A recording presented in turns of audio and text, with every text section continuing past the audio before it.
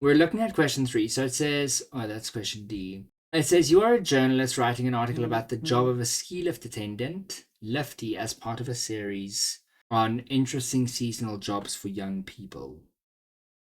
In your article, you should explain what attracts visitors to Wanaka and why, describing what being a lifty involves and what might appeal to young people about this job.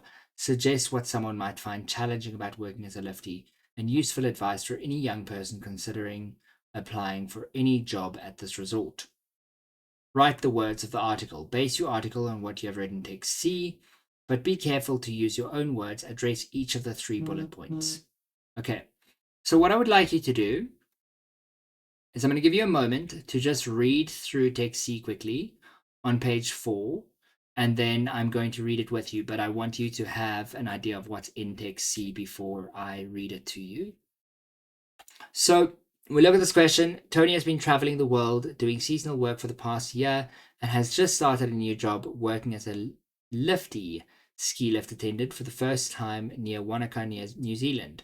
Training commenced with a slideshow about every different job at the fashionable resort, presumably to underline the fact that we'd got the worst of the outdoor ones. Indoor employees, personal chefs, and private ski instructors lodged free on-site outsiders. Lodged free on-site. Outsiders battled for reasonably priced accommodation with hordes of backpackers traveling through. Wealthier guests stayed in the hotels. Everyone was asking questions I didn't understand. What about rules on quick laps? What's the backcountry policy? How deep's the base? How much snow do you make? I was clearly in over my head. Again, this time in snow. Which gave the appearance of being soft, but which, as any snow sport fanatic will tell you, was more dangerous than it looked. So here are the answers. No quick laps in 1 week. Apparently, they're a trick used by experienced lifties who take turns to run the lift they're working on, each person doing 2 people's jobs, while their partner takes the lift to the top and skis or snowboards back down again. It's a great way to get a sneaky bit of extra riding in, and generally overlooked by bosses, providing each person crewing the lift is capable of running it on their own. I wasn't. Backcountry was everything outside the marked boundaries of the ski area, avoided for fear of avalanches. The base was 2 meters, sometimes rising to 4, requiring much digging out of cars and buildings. Snow was made nightly. Gigantic cannons shot this granular substance skywards, ensuring the mountain could be open for skiing, whether it snowed naturally overnight or not. Our lift supervisor, Boss, marched us around every lift in the ski field, so now you know the lifts. He informed us, see you all bright and early tomorrow. And that was it. Training was over. I had never pushed a button, had only the flimsiest concept how a ski lift even worked, much less how to fix one if something went wrong. Didn't know how to test the equipment, use the radio in case of emergency, or assist guests on and off the lift. Ski lifts spin all day, every hour, transporting skiers and riders of all ability levels up the mountain. I didn't know how many things I didn't know about my new job, but suspected there were plenty. Next morning, we assembled indoors, armed ourselves for combat, and headed out again. Our opponents were the lift chairs, which overnight had turned into fantastic frozen sculptures. Relentless weather, coupled with dramatically sub-zero temperatures, transformed these humble steel and wooden frames into a series of massive ice monoliths, layered and carved by snow and wind into intricate abstract shapes. They were breathtakingly beautiful and a pain to clear before we could ride them to our allocated stations at given points up the inevitably named giant ski slope. Walking back down from there took forever. Experienced lifties snowboarded. It got cold up top when the weather closed in. I'd sit shivering in my tiny control booth, fantasizing about life as a cleaner inside the ski rental building. On one Wednesday, rumor had it, we'd be closing early, halfway up giant ski slope. It seemed mildly surprising we hadn't already. The wind was raging, buffeting chairs and customers alike. All afternoon, A slushy drizzle had been slowly working its way through my layers. The bus back from the mountain crawled out of the car park and attempted the descent, but it was a total whiteout. The huge windscreen filled with snow, faster than the wipers could clear it. We crunched into the uphill side of the mountain and got stuck there. And stuck there.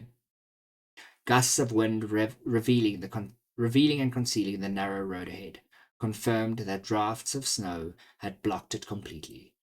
Our driver radioed in to report our situation. Oh, there we go. No, we waited. There we go. At 2:45, I staggered, still soaked to the skin, chilled and exhausted, into my room. That was nothing, crowed Boss the next day. You should have been here for the great storm. Okay, so explain what attracts visitors to Wanaka and why. So what we're going to do is we're going to take a piece of paper. At the back of this piece that we write, we're like in our exam, we're going to make a couple of notes.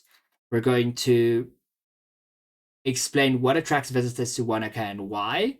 And you're just going to make a couple of, as you go through, you're just going to note what things fit in there, describe what being a lefty involves, and what might appeal to young people about this job. You're still taking from the text.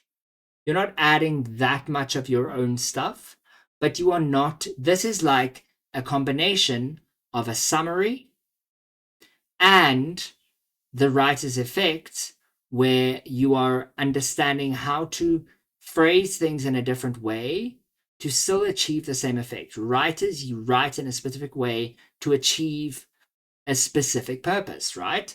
So what our goal here is to write in such a way that it is, our meaning is clear, but that we sound like a journalist. And so if you are going to sound like a 15-year-old, you're not going to sound like a journalist. So you need to sound like a journalist, sound like an adult in your life that you know, and you are writing about a job as a ski lift attendant, and you are writing about a series on interesting seasonal jobs for young people. So this means that it's unlikely that you were one of those people at the resort. And you're not going to be speaking about your own experiences here. You're going to be looking at what attracts these visitors to Wanaka.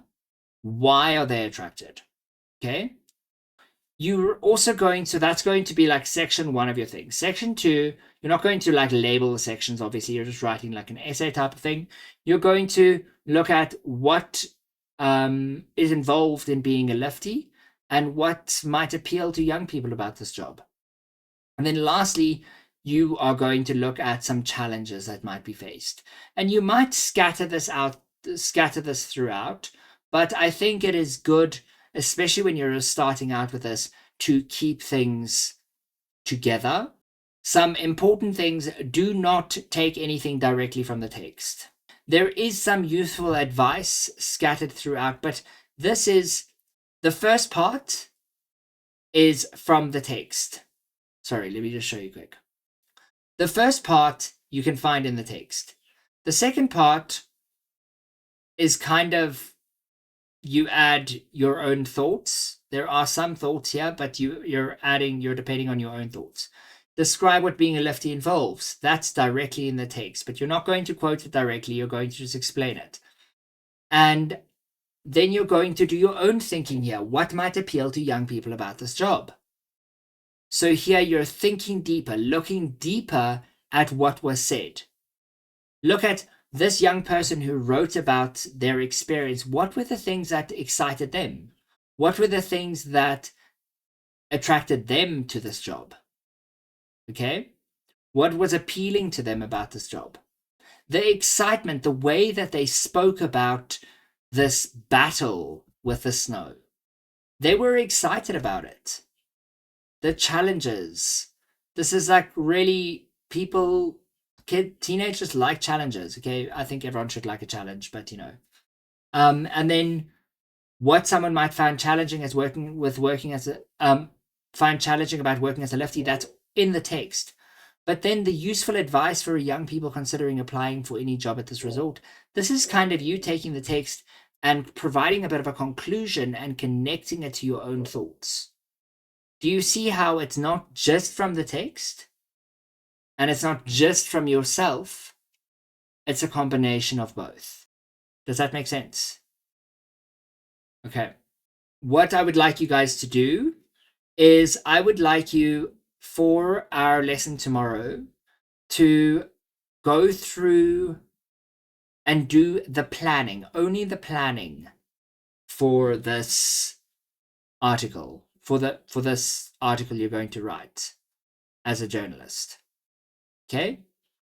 You're just going to go through, you're going to spend no longer than 20 minutes on your planning, please. Set a timer. When your 20 minutes is up, you stop working on it.